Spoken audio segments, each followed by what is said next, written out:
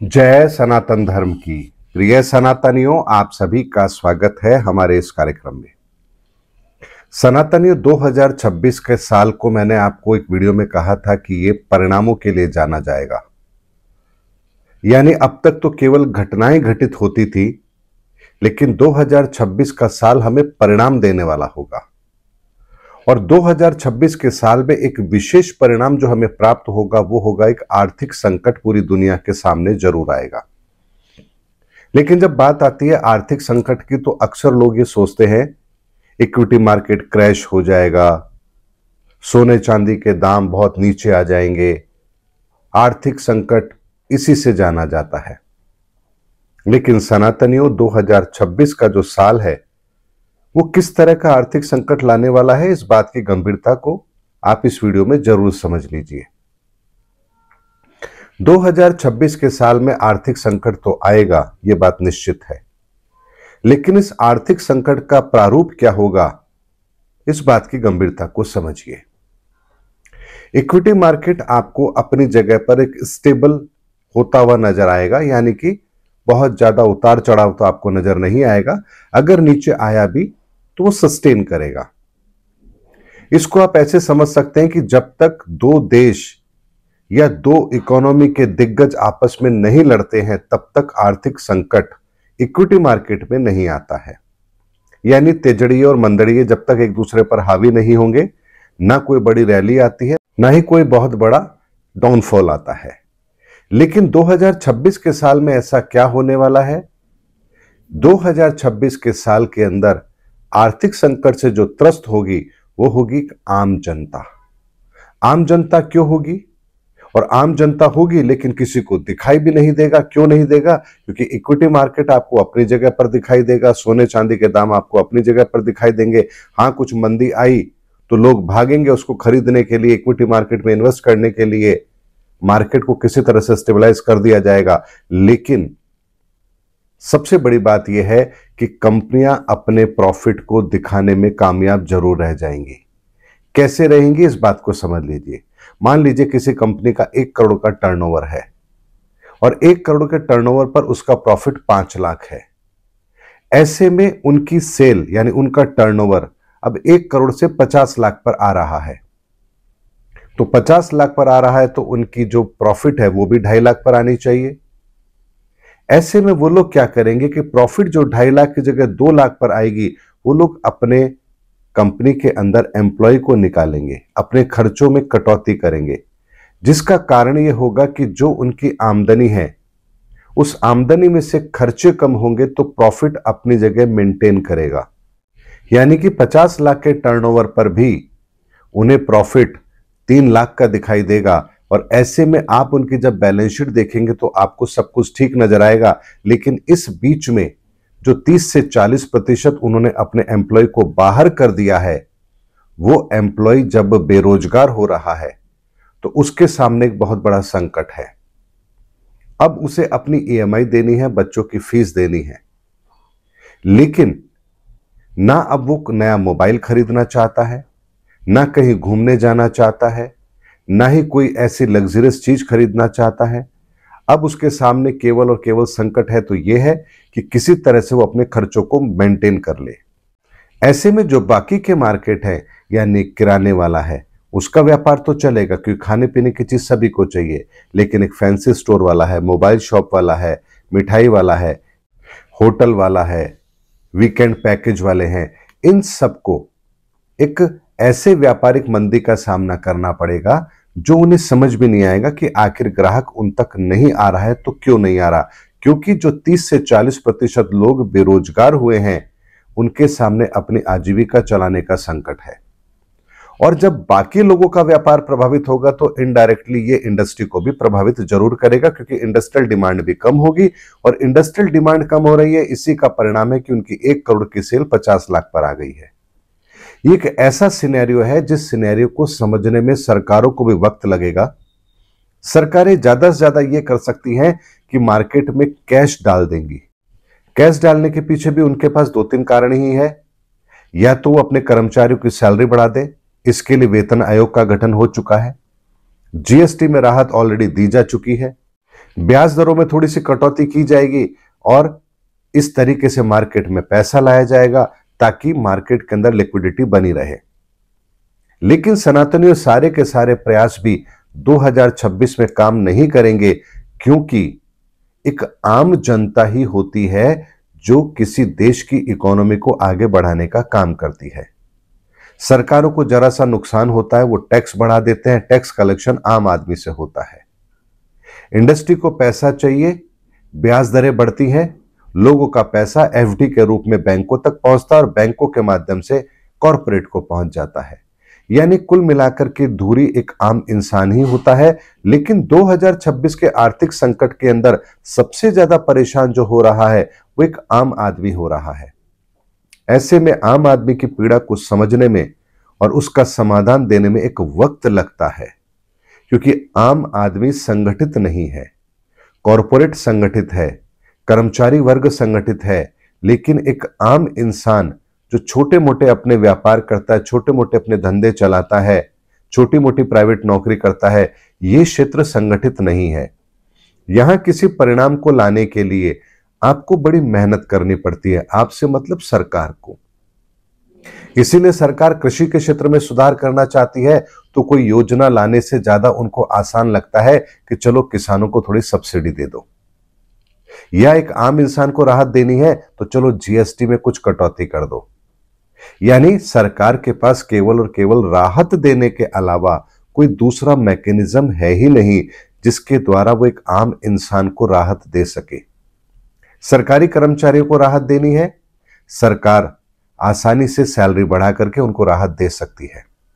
Corporate को राहत देनी है, कॉरपोरेट टैक्स को कम कर देंगे, पॉलिसी को चेंज कर देंगे, कॉरपोरेट को सीधा सीधा बेनिफिट मिल जाएगा। लेकिन अगर किसान को लाभ देना हो तो आप क्या करेंगे? आपके पास कोई मैकेनिज्म है ही नहीं। आप एमएसपी बढ़ा देंगे तो बीज वाला, खाद वाला किसान जो खेतों में मजदूरी कर रहा है उसको क्या लाभ मिलेगा? उसको तो एमएसपी से लाभ नहीं मिलेगा। लेकिन यहां पर डायरेक्ट सब्सिडी देकर के सरकार किसी हद तक कंट्रोल करने की कोशिश करती है, मुफ्त खाद्यान्न देकर के कंट्रोल करने की कोशिश करती है, या फिर डायरेक्ट सब्सिडी देती है, कैश सब्सिडी देती है, एक आम इंसान के खाते तक कुछ पैसे पहुंचा करके राहत देने की कोशिश करती है। लेकिन सनातनियों, एक आम आदमी को राहत पैसों से नहीं चाहिए, एक आम आदमी को राहत रोजगार से चाहिए। यानी उसके पास लगातार रोजगार है तो वो अपनी आर्थिक स्थिति को संभाल लेगा, अन्यथा उसको एक दिन की राहत कभी भी राहत नहीं पहुंचा सकती। इस बात को ऐसे समझिए कि अगर एक व्यक्ति का मासिक खर्च 10,000 रुपए है और अगर उसका 10,000 रुपए का खर्च जो उसको करना ही करना है, आमदनी के अगेंस्ट अगर वो बढ़ जाए, यानी आमदनी उसकी 8,000 रह जाए और खर्च उसका 10,000 है, तो ऐसे में 2,000 प्रति माह की उसकी जो टूटत है उसके लिए उसको किसी और पर आश्रित होना ही पड़ेगा। सरकार उसे 2,000 रुपए प्रति माह नहीं दे सकती, यह बात भी निश्चित है। अगर सरकार उसको 2,000 रुपए प्रति माह देने की किसी तरह से कोशिश करेगी तो कितनों को देगी? कैसे आकलन करेगी कि किस आदमी के पास में कितनी टूटत आ चुकी है? यह एक ऐसा मैकेनिज्म है जो असंगठित क्षेत्र को इस तरह से हमारे सामने रखता है कि जहां की कोई भी परिस्थिति हमारे सामने आसानी से आ ही नहीं सकती। इस बात को ऐसे समझिए कि आपके पास भी बहुत सारे लोग काम करते होंगे जिनकी मासिक सैलरी 10,000 रुपए, 12,000 या 15,000 होगी। अब आप अंदाजा लगाइए कि वो 10, 12, 15,000 में अपना घर खर्च कैसे चलाते होंगे, जबकि आप जानते हैं कि दूध कितना महंगा है, राशन कितना महंगा है, बिजली का बिल है, मकान का किराया भी है। लेकिन उसके बावजूद भी वो व्यक्ति 10, 12, 15,000 रुपए में अपने घर का खर्च चला रहा है। ये बात कभी कोई गवर्नमेंट नहीं समझ सकती, कोई दूसरा व्यक्ति नहीं समझ सकता। यानी ये वो क्षेत्र है जिस क्षेत्र के अंदर व्यक्ति न जाने कौन कौन से तरीके अपना करके अपनी आजीविका को चलाता है। ऐसे में उसका थोड़ा सा भी यदि उसकी कमाई के अंदर कोई फर्क पड़ता है तो उसकी पूरी की पूरी जिंदगी ही प्रभावित होती है। और फिर इस क्षेत्र में अगर ऐसा होता है तो इसका सीधा सीधा असर यह होता है कि अपराध का ग्राफ बढ़ता है, क्योंकि कोई भी व्यक्ति अपने परिवार को भूखा नहीं देख सकता। तो ऐसे में अपराध का ग्राफ बढ़ता है, चोरी चकारी बढ़ती है। इसीलिए मैं आपसे कह रहा हूं कि 2026 के साल का जो आर्थिक संकट है वो आर्थिक असंतोष पैदा करेगा लोगों के हृदय के अंदर, और इसी कारण से आप जनजड़ जैसी क्रांति देख रहे हैं। अब जब एक आम आदमी परेशान होता है तो यहां इस बात को भी समझना बहुत जरूरी है कि जब एक आम आदमी परेशान होता है और उसे थोड़ी सी पैसों से राहत दे दी जाती है तो वो अपने अधिकार दूसरों को स्वाभाविक तौर पर बहुत आसानी से सौंप देता है, और इस बात को पॉलिटिकल पार्टियां बहुत अच्छी तरह से समझती है, इसीलिए डायरेक्ट बेनिफिट उनको देकर के उनका वोट लेती भी है, और एक आम इंसान दे भी देता है क्योंकि उसे थोड़ा बहुत पैसे से राहत चाहिए, वो उसे मिल गई और वो अपना वोट उनको दे देता है।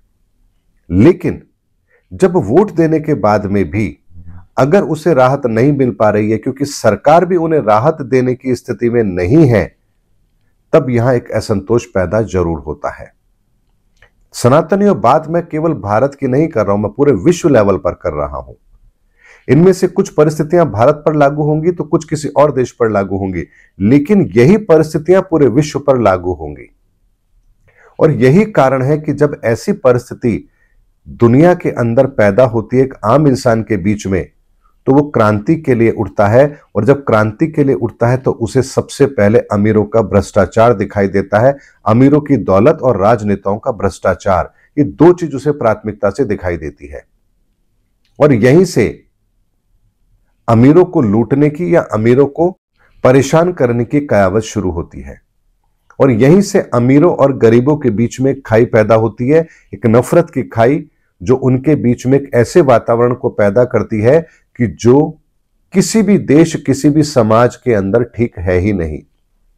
और इसीलिए 2026 का यह साल हमें ऐसे परिणामों को दिखाने वाला है। इस बात को ऐसे समझिए जैसे गाजा की स्थिति आज आपके सामने है, लेकिन जब गाजा का समाधान निकाला जा रहा है तो किस आधार पर निकाला जा रहा है कि यह क्षेत्र इसको दे दिया जाए, यह क्षेत्र इसको दे दिया जाए, क्योंकि यहां मिनरल्स ज्यादा है, यहां पर यह ज्यादा है। लेकिन आम इंसान को कैसे आप बांट सकते हैं, यह मेरे समझ से बाहर की बात है। ऐसे में आम इंसान के बीच में एक असंतोष का पैदा होना स्वाभाविक है। इस बात को ऐसे समझिए कि जब दो देश आपस में किसी सीमा के विवाद में पड़ते हैं तो दो देशों का विवाद तो अपनी जगह चलता है, लेकिन उस क्षेत्र के आसपास, उस विवादित क्षेत्र के आसपास जो लोग रहते हैं उनका पूरा का पूरा जीवन दर्दनाक हो जाता है, क्योंकि कोई भी सरकार उनके हित के बारे में सोचती नहीं है, और एक ऐसी परिस्थिति होती है जो कई पीढ़ियों को उस क्षेत्र के अंदर बर्बाद कर देती है। इसका प्रत्यक्ष उदाहरण आप कश्मीर को ले सकते हैं, बंगाल को ले सकते हैं। बंगाल के आसपास भी आपको बांग्लादेश और पश्चिम बंगाल की सीमा दिखेगी। यहां पर भी हमारे सरकारों के बीच में विवाद रहे हैं, हालांकि 2014 के बाद नई सरकार ने उस विवाद को सुलझाया भी है, लेकिन पाकिस्तान और भारत की सीमा के विवाद को देख लीजिए तो उस सीमा के आसपास जो लोग बसे हुए हैं उनकी परिस्थिति आज भी वही है।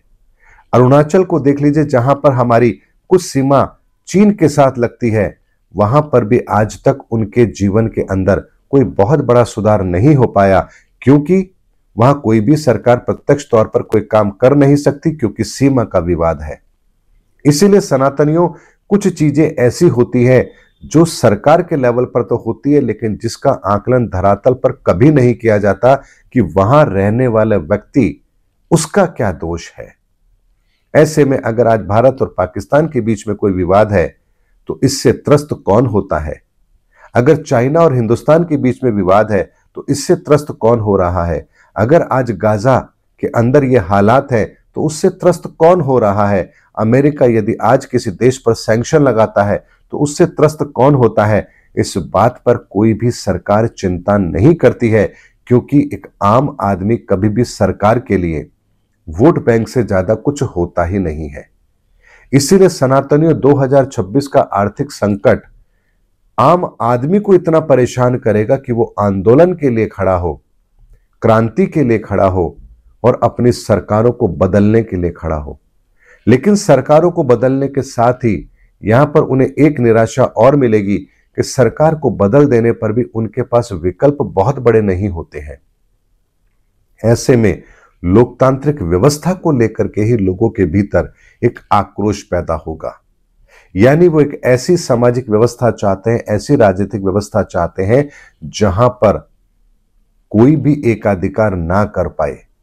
और ये वो बहुत बड़ी परिस्थिति होगी जो परिणाम के रूप में 2026 के अंदर हमें दिखाई देगी। इसीलिए सनातनियों, 2026 का साल साधारण साल नहीं रहेगा। ये एक ऐसे आर्थिक संकट को पैदा करने वाला है जिसका समाधान इस दुनिया के अंदर किसी के पास नहीं होगा।